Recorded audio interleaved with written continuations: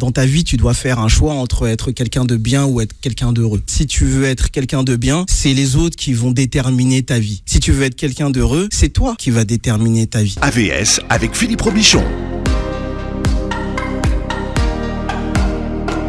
À votre santé à tous, bienvenue, ravi de vous retrouver. Patrick Soulaille est là, hola Patrick. Hola Philippe, hola tout le monde.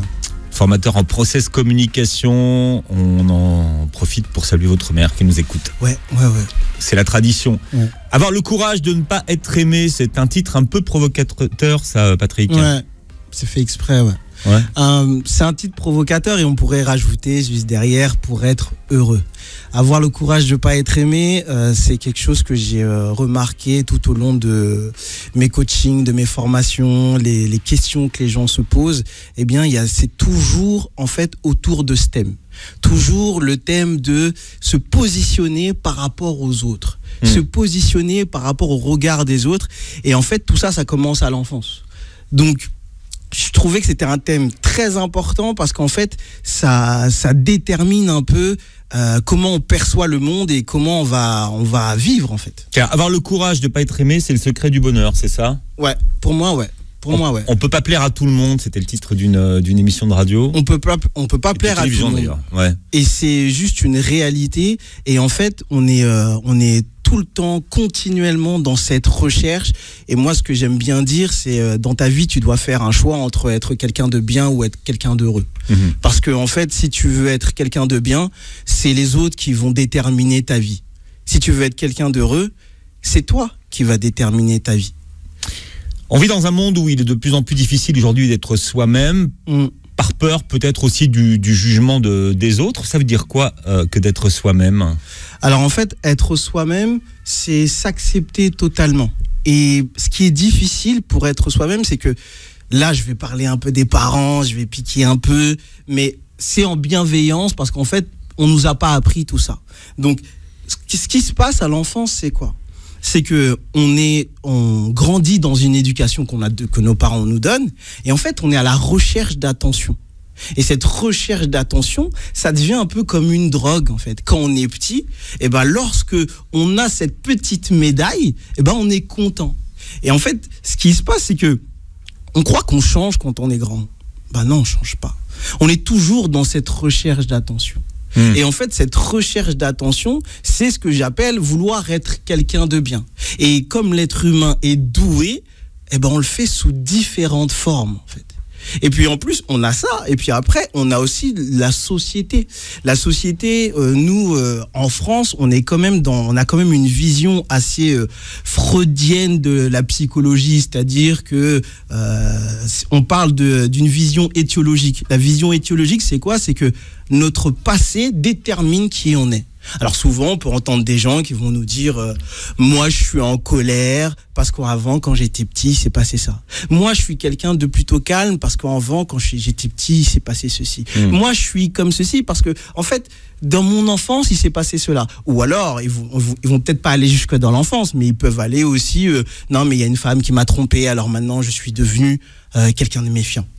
Donc, on se réfère toujours à des événements du passé. On se réfère toujours à des événements du passé. Et en fait, l'idée, c'est ce choix-là, en fait. C'est toujours avoir le choix de est-ce qu'on se réfère à cette vision étiologique, c'est-à-dire le passé, ou est-ce qu'on a le courage de se servir de ce passé pour en faire quelque chose ? Ça, c'est une vision téléologique. C'est quoi, c'est une vision téléologique ? C'est que... Pas confondre avec théologique. Hein. Voilà, téléologique. Oui. Donc, la vision téléologique, c'est de se dire que, en fait, ce qui est important, c'est pas ce qu'on a vécu. Ce qui est important, c'est ce qu'on fait de ce qu'on a vécu. Donc, à partir de là, c'est totalement différent. Je peux vous donner un exemple, Philippe, si vous voulez, puisque je sais que vous me le demandez, là, je le vois. Non, mais c'est bien, puisque vous m'incitez à vous le demander, je vous le demande, Patrick. C'est bien amené. Voilà, c'est vrai. En fait, tout simplement, c'est comme si, par exemple, je vais prendre, on a un invité ici qui s'appelle Théo, je vais me servir un peu de lui. Hein. Merci Théo de me donner l'autorisation. C'est comme si, en fait, Théo, il allait chez le médecin. Et il va chez le médecin et il dit au médecin j'ai un rhume. j'ai un rhume, et le médecin, il va chez le médecin, et le médecin lui demande qu'est-ce qui s'est passé.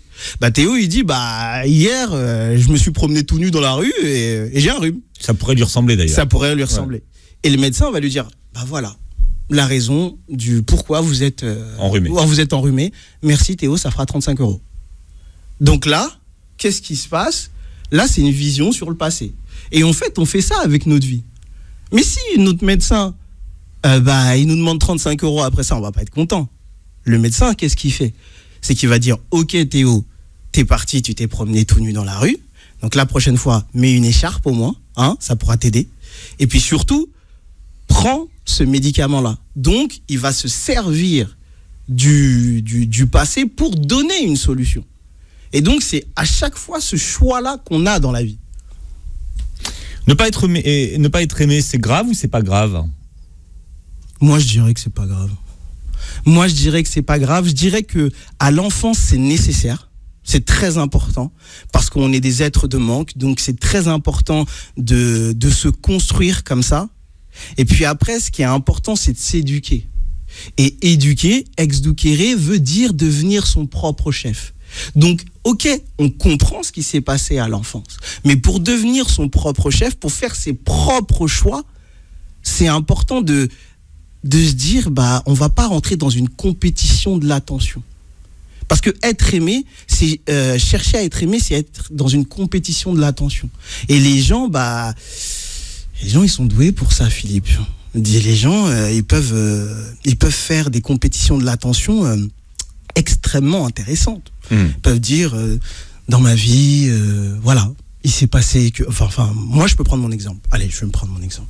Patrick, je m'appelle Patrick, je suis noir, je suis petit, je fais qu'1m75 et ma vie... Vous êtes un petit peu, en ce moment, comme vous faites pas de sport, vous êtes un peu... Voilà, et comme je fais pas de sport, en plus, je suis un peu, voilà. Et donc, ma vie est triste. Voilà. Là, je suis dans une compétition du besoin parce qu'à partir du moment... Et après, je vais rajouter, mais vous, Philippe, qui êtes blanc, vous pouvez pas comprendre ça. Et donc là, j'ai toute votre attention. Si, j'ai toute votre attention. Philippe joue le jeu, c'est important. Oui. J'ai toute votre attention. Et à partir de là, souvent, il y a des personnes qui peuvent se mettre dans cette position-là et on n'ose rien leur dire. C'est quoi, c'est la position de la victime ? Exactement, la position de la victime. On n'ose rien leur dire.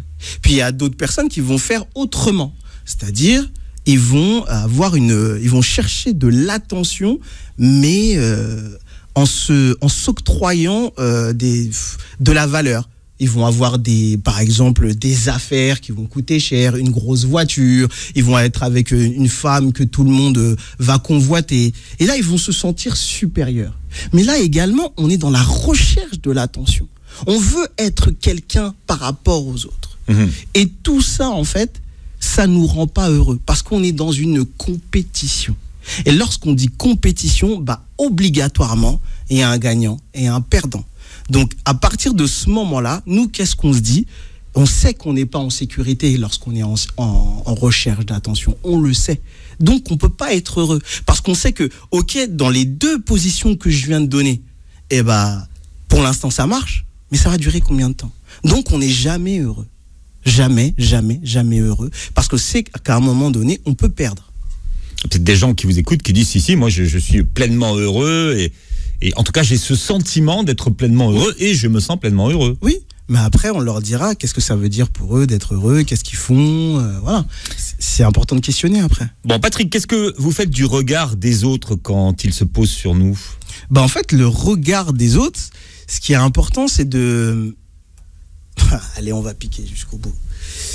Ce qui est important chez l'être humain, chez les gens, c'est de se rendre compte que personne n'est spécial. Qu'on est tous normaux, en fait. Et le regard des autres, en fait, il est important parce qu'on est à la recherche de ce côté spécial. On veut être spécial pour quelqu'un. Non. La vérité, c'est que personne n'est spécial. On a un passé, à nous d'en faire quelque chose, et d'autres personnes peuvent en faire autre chose. Et le regard des autres, c'est un peu la maladie un peu de ce siècle. On regarde, on voit à quel point les réseaux sociaux fonctionnent. C'est quoi le fonctionnement d'un réseau social? C'est le regard des autres. On va aller chercher des likes. On est encore dans la compétition de l'attention. C'est toujours la même chose. Pour se sentir spécial. Hier, on en parlait. Ou se sentir aimé. Hein. Ou se sentir aimé, exactement. Hier, on en parlait, on discutait entre nous, et vous me disiez, mais Patrick, 70 personnes dans le live, c'est beaucoup. Et je disais, oui, c'est beaucoup. Mais même moi, qui connais tout ça, je me dis, oui, mais quand même, j'ai vu l'autre, voilà. On est tous un peu... J'ai vu l'autre, il en a 7000. Il en a 7000. Donc on est dans la comparaison. Et on est dans la comparaison. Mais en vérité, c'est vous qui avez raison. J'ai 70 personnes dans mon live. Mais c'est génial. Et c'est mon chemin à moi. Et quand vous m'avez dit ça, ça a résonné. Je me suis dit, ah ok, non mais redescends en fait. Redescends. On se décarcasse pour être aimé par les autres, alors que vous nous dites ce matin que l'important c'est d'être soi-même. Ça veut dire qu'on ne peut pas être aimé pour soi-même? Ah si, justement, on peut être aimé pour soi-même. Est-ce qu'on peut être aimé pour soi-même par les gens qu'on choisit finalement? En fait, je pense que c'est une très bonne question parce qu'en fait, je pense que l'idée c'est de réfléchir à l'inverse. C'est d'abord se connaître. C'est d'abord chercher à être heureux et après l'environnement va s'adapter. Soit vous allez garder les mêmes personnes, soit vous allez trouver des personnes qui vont vous accepter pour ce que vous êtes et pas le contraire. Parce qu'en général, c'est ce que je disais au début, on est petit, on a été éduqué comme ça, on a été drogué à l'attention et donc on répercute, on refait toujours le même mécanisme. Donc on pense qu'on est grand et tout, mais on cherche toujours l'attention de quelqu'un.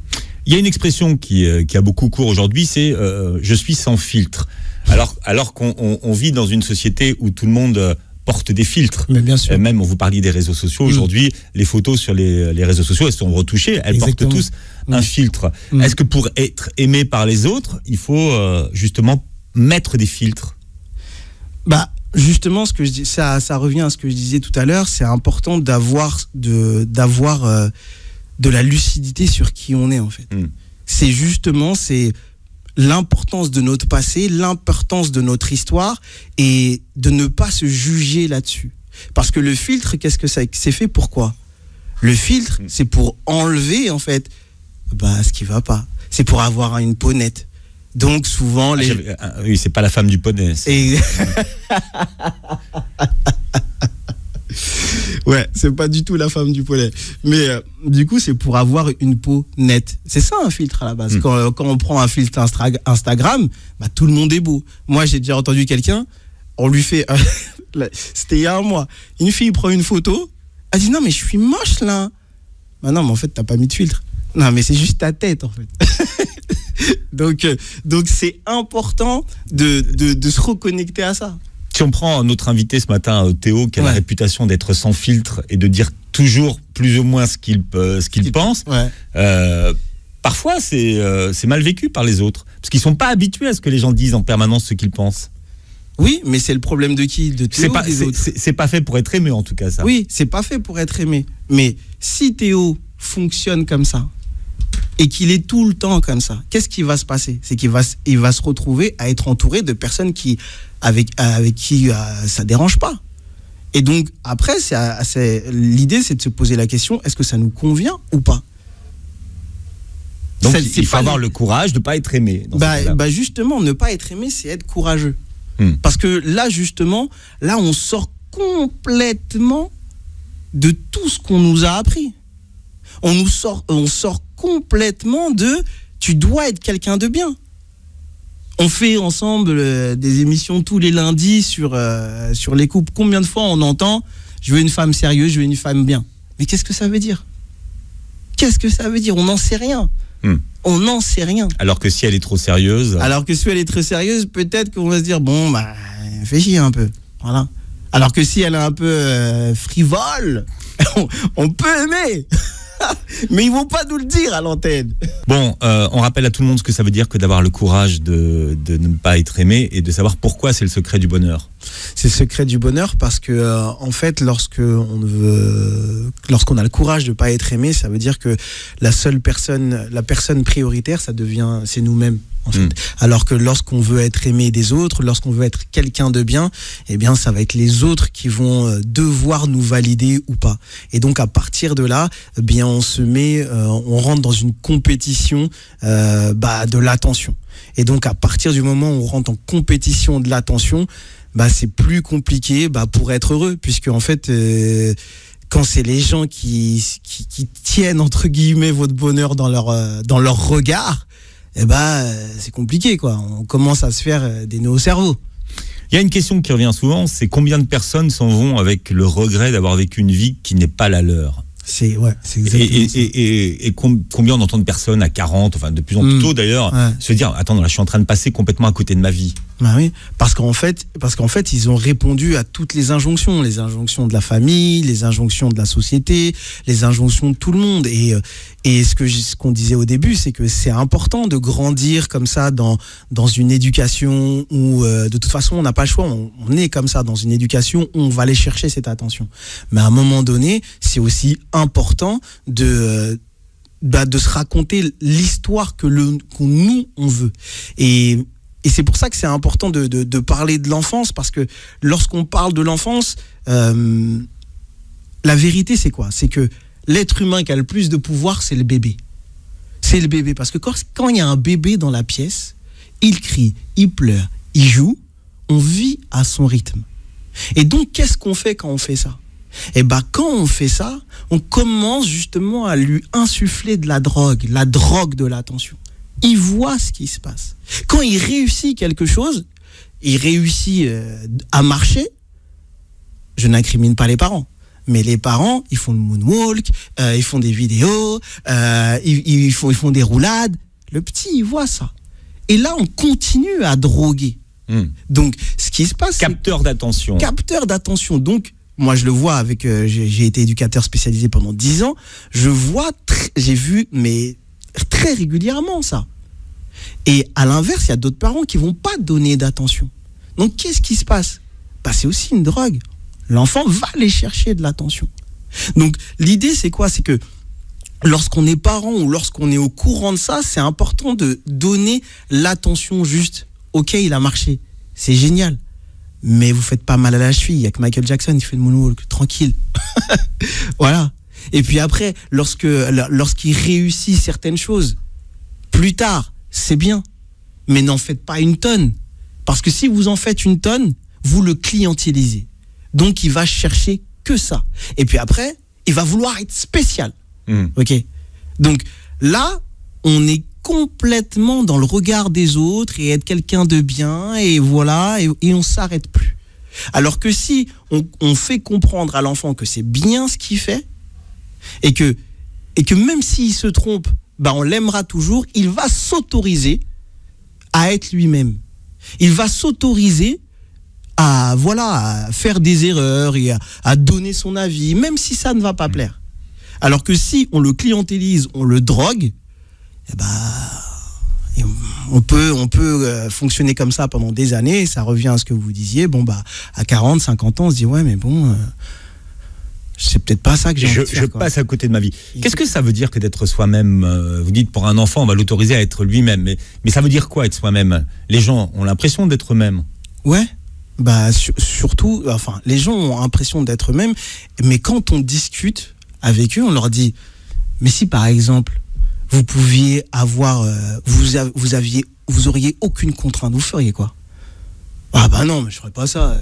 Non, je ferais ça. Est-ce que vous serez marié à cette femme? Non. Est-ce que vous serez marié à ce mari? Non, j'aurais attendu, j'aurais fait mes études, tout de suite, lorsqu'on enlève les injonctions et les obligations, ils disent pas ça. Donc, si vous aviez le choix, est-ce que vous feriez ce job? Et on vous dit non, mais c'est le sentiment. Des fois, on peut avoir un complexe d'infériorité, c'est-à-dire on se dit mais non, mais si j'avais eu ça, si j'avais eu ceci, si j'avais eu cela, j'aurais fait ça de ma vie. Alors que là, on voit qu'on ne s'est pas écouté, en vérité.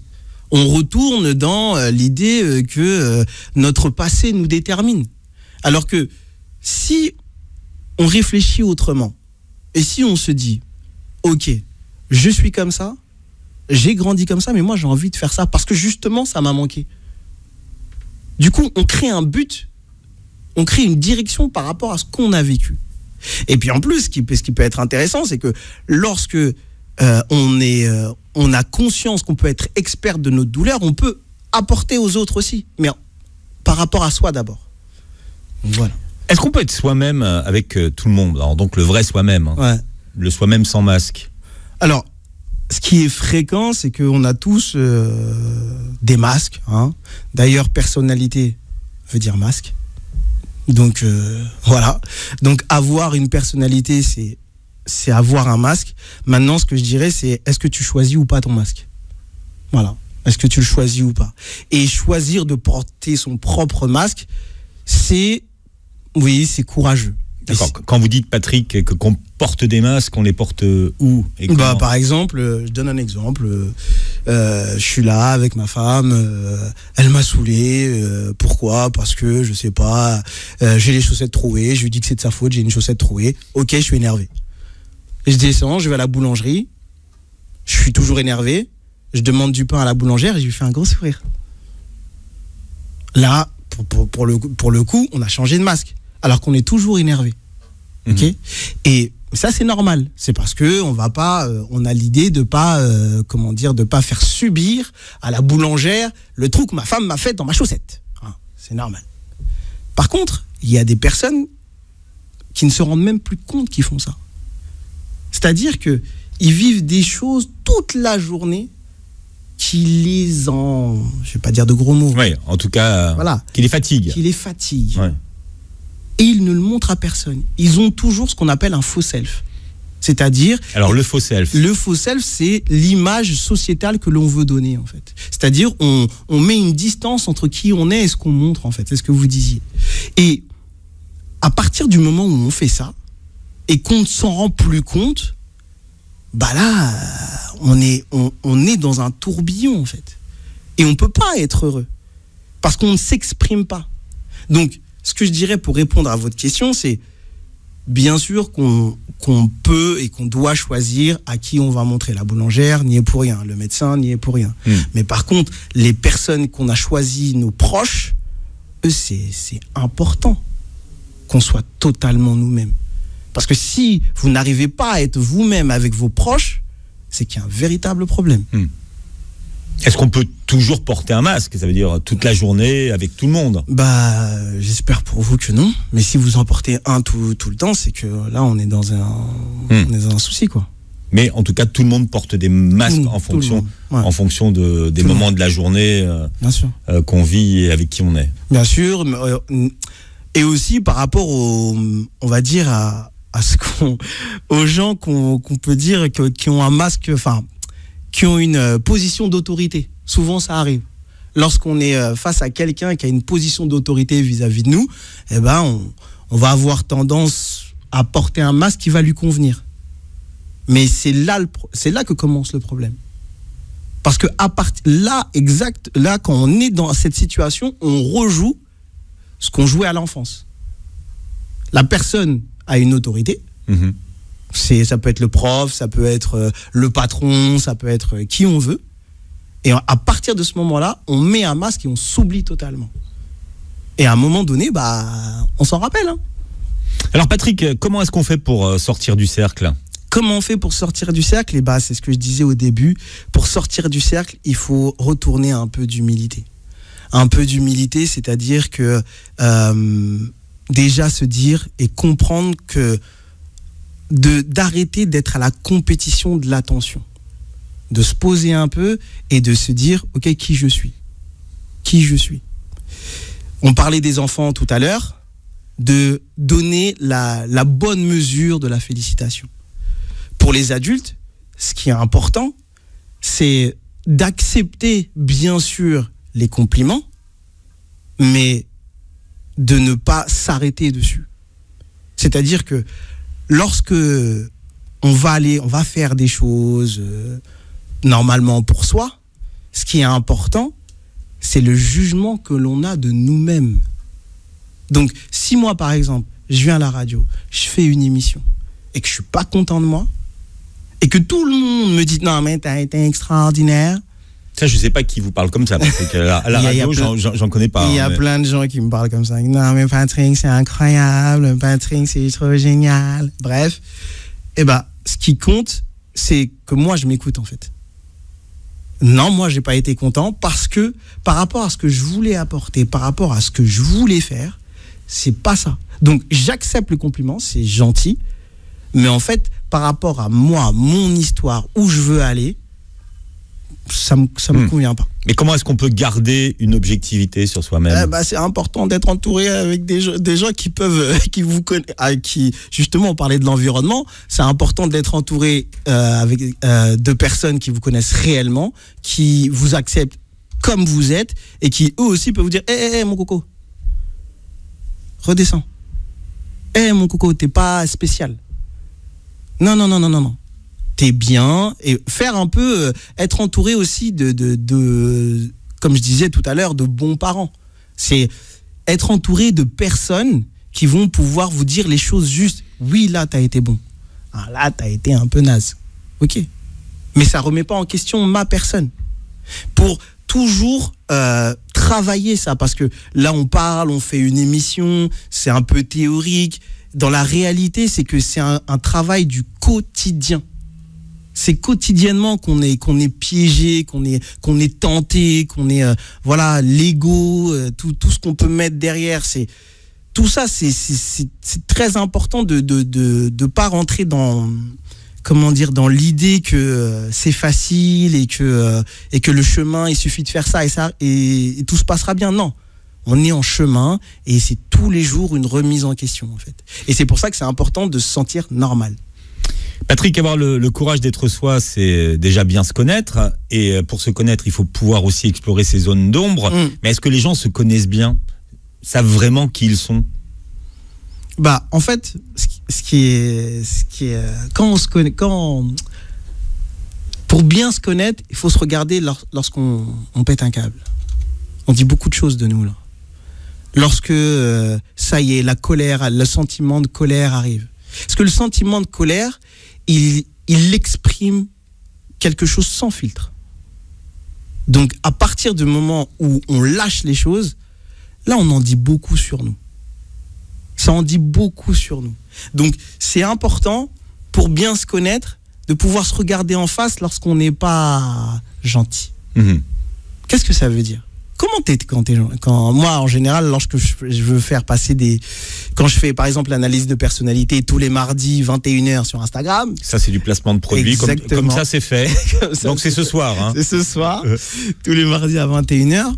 Et je les mets dans un état de stress. Pour voir comment ils sont quand ils sont stressés. Qu'est-ce qui sort ? Quels mots ils utilisent ? Et tout le monde ne réagit pas. Et chaque personnalité a une façon différente de s'exprimer en état de stress. Exactement. Et votre état de stress, réagit, réfléchit sur la peur originelle que vous avez.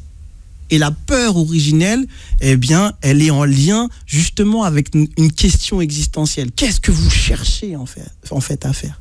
À partir du moment où on sait ce qu'on cherche à faire dans la vie, là on peut se regarder en face. Et puis ça peut nous donner une force supplémentaire, une force beaucoup plus importante que le regard des autres. Parce que lorsqu'on sait ce qu'on veut faire dans la vie, les autres, ça passe en second. Donc là, c'est important de pouvoir effectivement explorer cette façon de réagir en zone de stress. Exactement. C'est important parce que là, en zone de stress, tout pète. Il n'y a plus de masque, il n'y a plus de boulangère, il n'y a plus rien. Tout pète.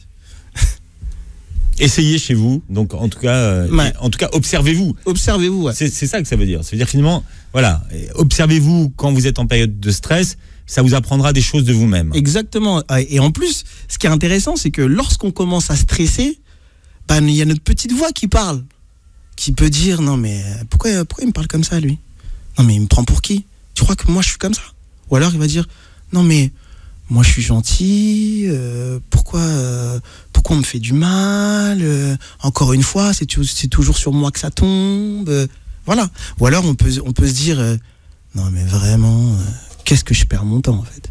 Cette voix-là qui nous parle et qu'on n'exprime pas, elle en dit beaucoup sur nous. Chacun d'entre nous utilise des schémas comportementaux qui sont récurrents, qu'on appelle des scénarios, et qui changent d'un individu à l'autre. C'est ce qu'on appelle la process communication. La process communication qui identifie 6 personnalités, 6 profils de personnalité, Patrick. C'est ça. Il y a 6 profils de personnalité. Et en fait, ce qui est important de dire, c'est que tout d'abord, on a tous les profils en nous. C'est très important de dire ça. Parce que, et deuxième chose, c'est que les profils sont c'est des mécanismes de comportement, donc cela ne vous définit pas. Deuxième chose très importante à dire. Pourquoi ? Parce que lorsqu'on dit, je parle par exemple de personnalité empathique, quelqu'un va dire non mais moi je suis empathique. Non, toi tu t'appelles Théo, tu t'appelles Michel, tu t'appelles Morad, tu t'appelles Ahmed, ce que tu veux, mais tu n'es pas empathique. Tu n'es pas ton profil de personnalité, c'est ça que ça veut dire. Exactement, tu n'es pas ton profil de personnalité. Donc on a des bases. La base c'est quoi ? C'est le profil de personnalité qui ressort le plus, qui a le plus d'importance au moment où on parle. Donc il y a plusieurs bases. Donc on peut avoir des personnes en base empathique. Quelqu'un en base empathique, c'est quelqu'un qui va avoir un besoin psychologique de reconnaissance de sa personne et des besoins sensoriels. Il veut qu'on l'aime et c'est un gourmet. Si on veut aller plus vite. Pour faire simple, chaque profil de personnalité veut être aimé, mais pas pour les mêmes raisons. Pas pour les mêmes raisons, exactement, c'est ça. Donc l'empathique, lui, il veut être aimé il veut être reconnu en tant que personne. C'est très. Ça veut dire quoi ? Être aimé pour lui-même ? Être aimé pour lui-même. Et il va tout. Et lorsqu'on a une base empathique, on va tout faire pour faire plaisir aux gens, justement, pour qu'on puisse avoir cette nourriture psychologique. Et on se dit ça y est, on m'aime. Ça y est, ça va. Et chaque profil a des besoins qui sont différents. Différents. Le besoin, par exemple, du type rêveur, ça va être la solitude. Donc c'est très particulier. Mais lorsque on a une base rêveur, notre besoin psychologique, c'est la solitude. Donc, lorsqu'on arrive à être seul et à avoir ces moments de solitude, on peut avoir de l'imagination. Et à partir du moment où on a de l'imagination, on peut commencer à interagir avec les gens. Mais pour être bien, on a besoin d'être seul. Après, il y a le type promoteur. Lorsqu'on est une personne en base promoteur, notre besoin psychologique, c'est l'excitation. Donc, on a besoin de faire des choses qui vont nous faire nous sentir vivants. On va vouloir être le meilleur, on va répondre aux défis, on va aimer titiller les gens, tout ça pour justement répondre à ce besoin d'excitation. Après, on a le type rebelle. Lorsqu'on a une personne en base rebelle, le besoin psychologique, c'est le contact ludique, c'est avoir une connivence avec les autres et s'amuser avec les autres, prendre du plaisir dans tout ce qu'on fait. Et puis après, on a le type travaillomane. Lorsqu'on est une personne en base travaillomane, notre besoin psychologique, c'est la structuration du temps et la reconnaissance de notre travail. Donc, on a besoin d'être reconnu pour le travail qu'on effectue et on a besoin de tout planifier. C'est très important. Et après, le dernier qu'on a, c'est le type persévérant. Lorsqu'on est une personne en base persévérant, notre besoin psychologique, c'est la reconnaissance du travail également, mais la reconnaissance également de nos valeurs et de nos opinions. Donc, pour être bien, on a besoin d'exprimer ce qu'on pense. Et on a besoin d'être entouré de personnes qui sont d'accord avec ce qu'on pense. Donc, voilà. Ou en tout cas qui peut-être peuvent accueillir. Oui, voilà. Ouais, c'est ça. De tous ces profils, quel est le profil qui accepte le plus de ne pas être aimé, qui a le plus le courage de ne pas être aimé ? De tous ces profils, on va dire que ça va être la base promoteur. En fait, mais en même temps, c'est un peu particulier parce que lorsqu'on est en base ou en phase promoteur, on va mettre ça en place, mais parce qu'en fait, on a peur du lien affectif. On ne sait pas quoi en faire. C'est-à-dire, on est handicapé de l'amour ? On est handicapé des relations. Ouais. Dès qu'on nous approche un peu trop et que il y a quelqu'un qui commence à nous comprendre, il y a quelqu'un qui commence à, on va le séduire, on va le manipuler. Donc, le séduire, c'est lui donner tout ce qu'il a envie d'entendre pour qu'il s'approche pas trop. Et ou le manipuler. En général, si on lui donne tout ce qu'il veut, il va s'approcher. Non. Parce que, par exemple, quand on parle avec quelqu'un et qu'on lui dit tout ce qu'il a envie d'entendre, la personne elle dit non mais lui, Lui, ouais, non, mais c'est quelqu'un de bien. Non, franchement, c'est bien. Tu as changé de voix, c'est plus votre voix de... Non, non, mais on change. On a fait de l'acteur studio, Philippe, l'acteur studio. Donc, du coup... Donc, du coup, lorsqu'on séduit quelqu'un, eh bien, la personne n'a plus tendance à venir gratter derrière ce qu'on cache, parce que la personne va dire non, mais cette personne, Patrick, a posé des questions sur moi, ça se voit qu'il est comme ça. On va commencer à interpréter. Donc, on rentre pas dans mon intimité. Ok ? Et la manipulation, c'est pour la même chose. C'est que, ok, tu veux A, je vais te donner C, et je vais te faire croire que A, c'est C. Ok. Donc, tu veux connaître mon histoire, bon, bah, je vais te raconter l'histoire de quelqu'un d'autre. T'es content ? Ok, c'est bien. Mais tu m'as pas approché. Alors, en fonction de tous les profils qu'on a vus, donc on rappelle qu'il y a 6 profils. Quels sont donc les profils ? Comment est-ce qu'ils réagissent avec ce courage ou pas de ne pas être aimé ? Bah là, en fait, ce qui est intéressant de comprendre, c'est que chaque profil a une question existentielle. Donc, et ces questions existentielles, vont être liées avec ce courage de ne pas être aimé. La question existentielle de la personnalité empathique, c'est suis-je aimable ?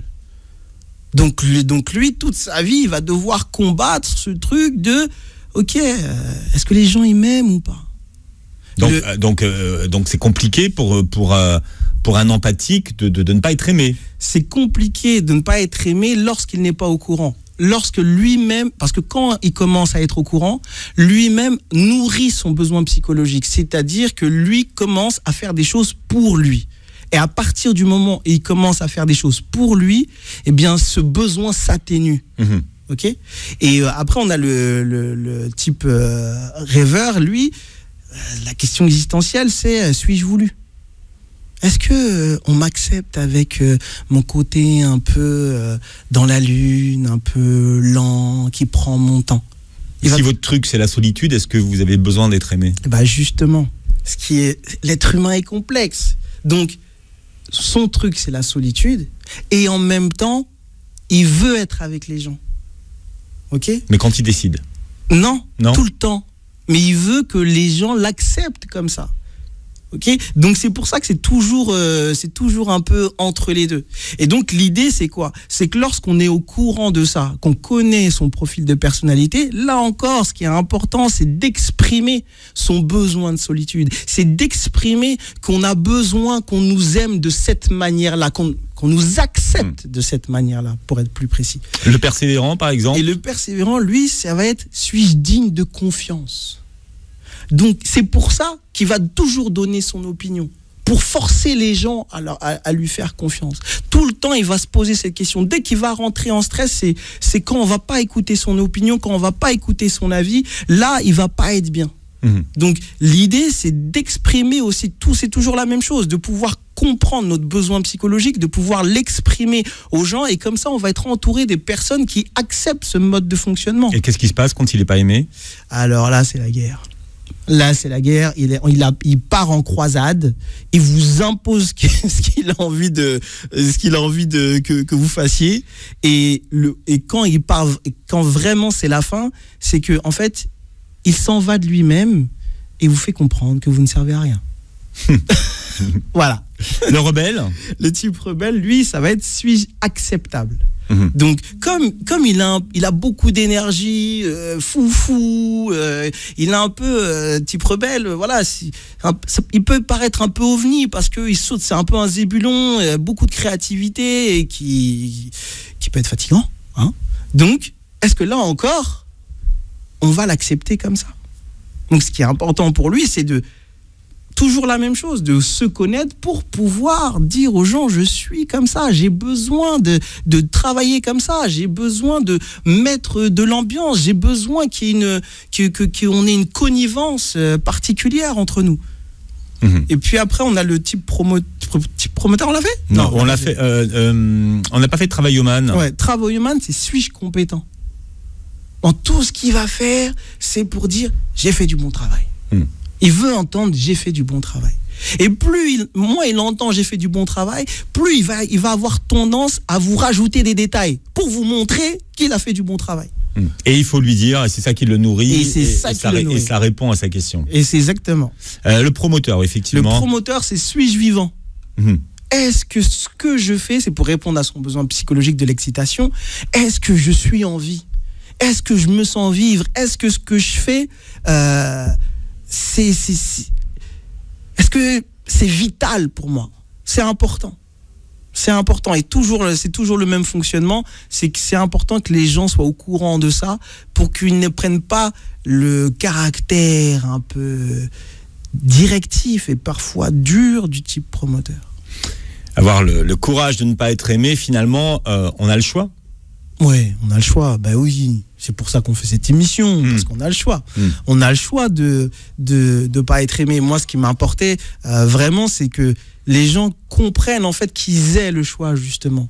Que malgré tout ce qui s'est passé à l'enfance, vous pouvez en faire quelque chose, mais pour vous, pas pour les autres. C'est ça la différence. À partir du moment qu'on a cet état d'esprit-là, eh bien, on sort de toutes ces attentions, toute cette compétition, tout ce truc, je veux être quelqu'un de bien, on se focalise sur le fait d'être heureux. Et soyez donc réellement vous-même. Exactement. This is the secret. Ce soir, le live, donc Patrick, pour tous ceux qui veulent être profilés, rejoindre la discussion. Yes, ce soir, le live, 21h sur Instagram. Soyez à l'heure. Moi, je suis quelqu'un de très précis. Donc, soyez à l'heure et on va bien s'amuser. Et qu'est-ce qui se passe si les gens ne sont pas à l'heure à ce moment-là? Tant pis, ils passent en dernier. Ah oui, d'accord. Allez, demain, ça sera la dernière du docteur, enfin la dernière de l'année du docteur Alouche qui sera là entre 9h et 10h. Merci d'avoir été avec nous. Vous réécoutez l'émission en podcast sur beurrefm.net. Vous revoyez la vidéo sur la chaîne YouTube.